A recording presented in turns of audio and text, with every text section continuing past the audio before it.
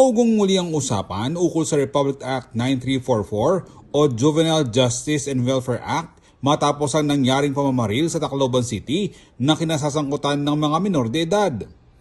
Ayon sa Department of Social Welfare and Development o DSWD Region 3, unang rumiresponde ang local government unit sa mga kaso ng Child in Conflict with the Law o CICL.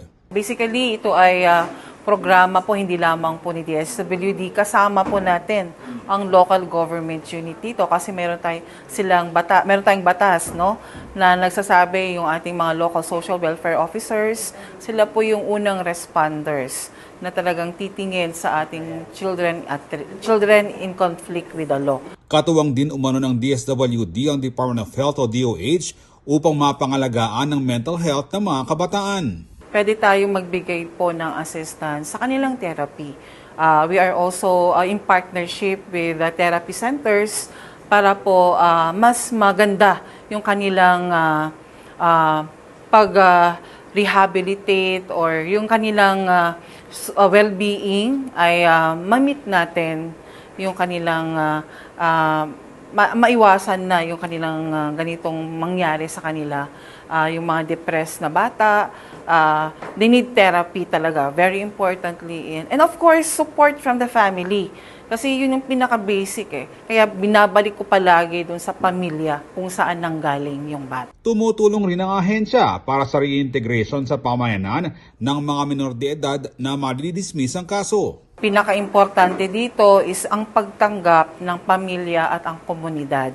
Sana maalis natin yung stigma na yon dahil hindi naman kasalanan. Naniniwala kami bilang isang social worker, hindi kasalanan ng isang bata yung kanyang ginawa kung ito ay mabuting at naalagaan ng kanilang mga magulang.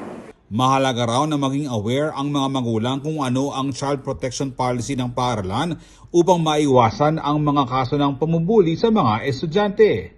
Dahil nagkakandak naman po ang school ng mga Parents-Teachers Association meetings, kailangan emphasize, they should be advocate of this policy, how to protect their children from bullying, etc. Kasi pinaka-importante na alamin natin kung ano yung proseso ng child protection policy ng isang eskwelahan. Handa rin ng DSWD kung sakaling may mga magulang at mag-aaral na mangangailangan ng gabay sa psychosocial intervention, bunsod ng problema sa eskwela, maging ng trauma. Unang-una, of course, kakausapin ang bata, counseling session. Nandyan po ang DSWD.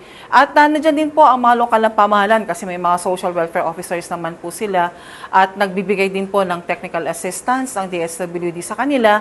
At sa tingin ko po, in partnership to all the LGUs and also DSWD and also DOH, we can provide assistance po sa ating mga kabataan na nangangailangan po ng psychosocial support at therapy po na pwede namin maibigay po sa inyo.